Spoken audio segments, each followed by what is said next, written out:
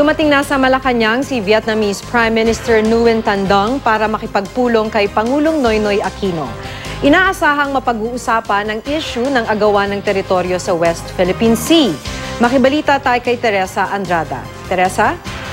Yes, Maki, nasa Malacanang na nga si Vietnamese Prime Minister Nguyen Thanh Dung para sa kanyang working visit sa bansa. Pinalubong siya ni Pangulong Aquino sa main lobby ng Malacanang kanina at pagkatapos lumagda sa guest book ay sinundan na ito ng pulong ng Pangulo at ni Prime Minister Dung. Inaasahang tatalakayin sa pulong ng dalawang leader ang issue ng West Philippine Sea.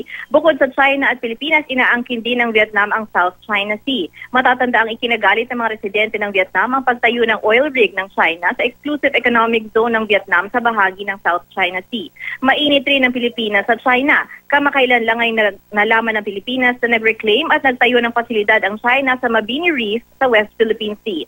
Kasama sa pulong ngayong hapon ng Pangulo at ng Vietnamese Prime Minister, sina Foreign Affairs Secretary Albert Del Rosario, Executive Secretary Paquito Ochoa, Agriculture Secretary Proceso Alcala, DTI Secretary Gregory Domingo, NEDA Secretary General Arsenio Balisacan, si Philippine Ambassador to Vietnam Jerry Santos at ilang opisyal ng DFA at National Defense.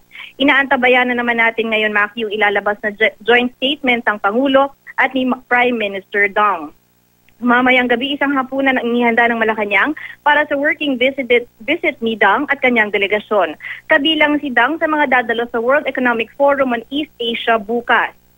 Bukod sa leader ng Indonesia, dadalo rin ang vice-presidente ng Myanmar at delegado mula sa 30 bansa. Hindi naman nagpadala ng kinatawan na delegasyon ng China sa WEF kahit inimbitahan ito ng Pilipinas.